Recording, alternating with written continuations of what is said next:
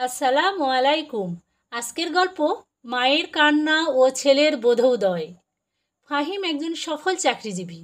শহরের ব্যস্ত জীবনে নিজের স্ত্রীর সন্তান আর দায়িত্ব নিয়ে মগ্ন। বৃদ্ধা মা গ্রামে একাই থাকতেন, কিন্তু অসুস্থ হয়ে পড়ায় ফাহিম তাকে শহরে নিয়ে আসে।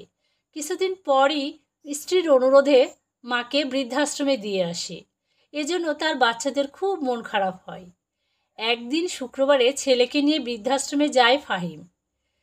তার ছেলেটি সেখানে নানা দাদু দাদিদের দেখে জিজ্ঞেস করে, আব্বু, তুমিও যখন বুড়ো হবে তখন আমি কি তোমাকে এখানে রেখে যাব?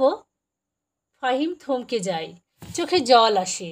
মনে পড়ে মায়ের হাসি, তার হাত ধরে হাঁটা, নিজের শৈশব। সেদিনই সে মাকে ফিরিয়ে আনে, ঘরে এনে বলে, মা, এবার তোমার শেষ জীবনটা আমি যেন জান্নাত বানাতে পারি। এ গল্প থেকে আমরা শিখলাম, বৃদ্ধাশ্রম নয়, সন্তানের ঘরই হওয়া উচিত মা বাবার শেষ আশ্রয়।